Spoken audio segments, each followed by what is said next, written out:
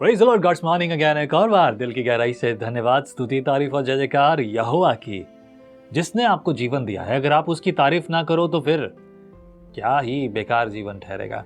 मैं हमेशा कहूँगा कि मैं अपने जीवन में कई बार इस बारे में बात करता हूँ, सीधे शब्दों में लोगों को कहता हूँ। जिस दिन मेरे जीवन में परमेश्वर की आराधना ना हो, संगति ना हो, या मैं परमेश्वर के विमुख हो जाऊँ, वो मृत्यु का जीवन सही, वो मृत्यु का समय सही, ऐसा मैं कहता हूँ।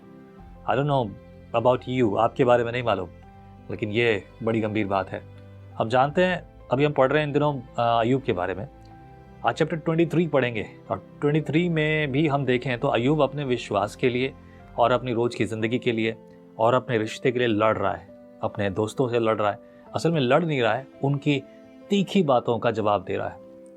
अय्यूब घायल है, तड़प रहा है, वो टूटा हुआ है, बिखरा हुआ है, सब कुछ समाप्त हो गया है। बस उसके जीवन में, उसके शरीर में जान बची है और वो अपने आप को कोस रहा है। भला होता कि मैं जन्म ही ना लेता, मर गया होता, धिक्कार है। वो हर चीज़ को कोस रहा है, लेकिन उसने परमेश्वर के विरुद्ध कोई पाप नहीं किया। मेरे प्रियो, हमारे जीवनों में ऐसी बहुत सी घटनाएं होती हैं। मेरे ख्याल से ये अय्यूब का जीवन आपको और मुझे इसी बात को सिखाने के लिए काफ़ी है कि चाहे जो हो जाए, बापू के खिलाफ एक शब्द मत बोल देना भाई, क्योंकि परमेश्वर आपको देख रहा है। हमारा पिता परमेश्वर हमें देख रहा है, परख नहीं रहा है। वो पहले से जानता है हम कैसे हैं और किस हद तक जा सकते हैं। पर अगर कोई परिस्थिति ऐसी है जो आपके लिए है, हिस्ट्री को देखूं तो मैंने ऐसे ऐसे लोगों के बारे में देखा है जिनका एक एक दिन जो है तड़प तड़प कर मर जाने के बराबर है, एक एक दिन। लेकिन उन्होंने आत्महत्या नहीं की, उन्होंने जीने की आशा नहीं छोड़ी जब तक कि वो मार न डाले गए हों।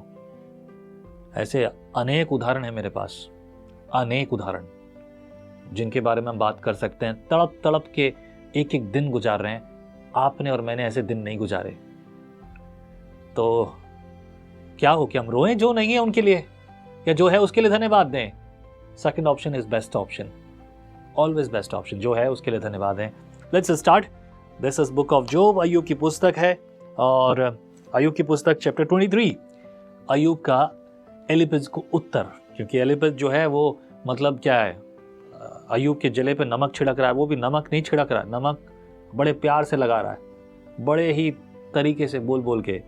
और अय्यूब को ये बहुत चिढ़ हो रही है, गुस्सा आ रहा है, लेकिन अय्यूब फिर भी संयमता के साथ बात कर रहा है। ये है ब्यूटी ऑफ फेथ अय्यूब के। आमीन।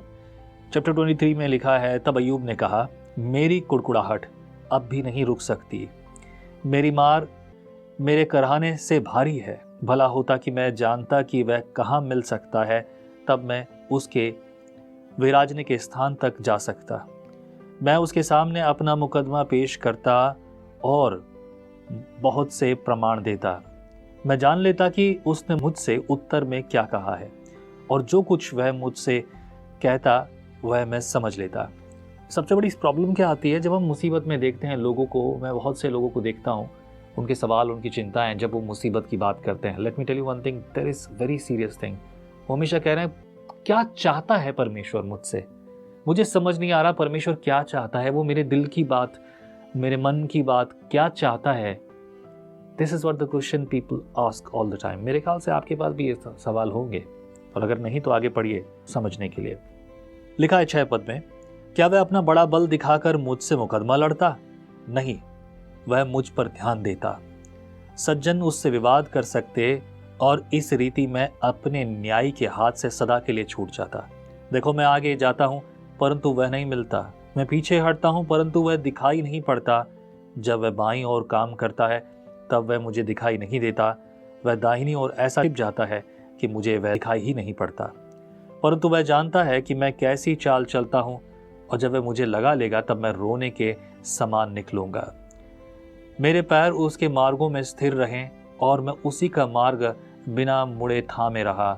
उसकी आज्ञा का पालन करने से मैं न हटा, और मैंने उसके वचन अपनी इच्छा से कहीं अधिक काम के जानकर सुरक्षित रखे। परंतु वह एक ही बात पर अड़ा रहता है, और कौन उसको उससे फिरा सकता है? जो कुछ उसका जी चाहता है वही वह करता है। जो कुछ मेरे लिए उसने ठान लिया है उसी को वह पूरा करता है, और उसके मन में ऐसी ऐसी बहुत सी बातें हैं। इस कारण मैं उसके सम्मुख घबरा जाता हूँ।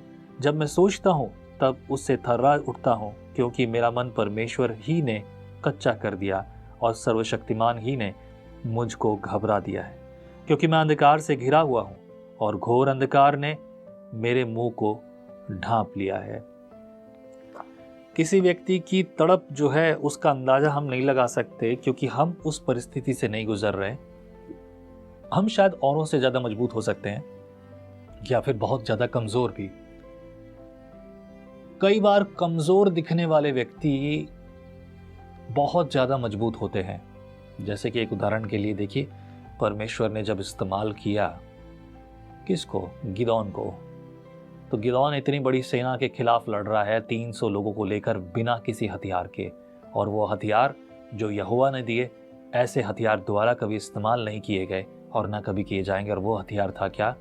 तुरई और एक जलती हुई मशाल, जिससे किसी को जलाना नहीं था, सिर्फ बस एक उजाला लेकर आना था। व्हेन वन ऑफ गॉड, जब परमेश्वर का वचन आता है ना, तब लोगों की जिंदगी बदल जाती है। और ये वचन बहुत महत्वपूर्ण है मेरे प्रियो। ऐसी ही बात आज आपको और मुझे रोज को करनी पड़ेगी। आमीन। आगे बढ़ो, दिल की गहराई से संगति करो, प्रभु आपके साथ हो।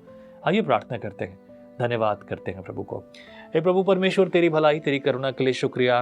अय्यूब को तूने बल दिया, हमें भी दे, ताकि आत्मा में, सच्चाई में तेरे पीछे, तुझ में, तेरे द्वारा चलें, सामर्थ्य के साथ चलें, तेरी मर्जी को पूरा करें। इस्तेमाल कर अपने राज्य के लिए। हमारी प्रार्थना सुनने के लिए धन्यवाद है। यीशु मसीह नासरी के नाम से प्रार्थना में मांगते हैं, आमीन। प्रभु आपको इस्तेमाल करे, रोज की जिंदगी के लिए करे, आज करे और आने वाले समय तक, जब तक कि वो आता है, करे। आमीन। जय मसीह की। Life is full of puzzles.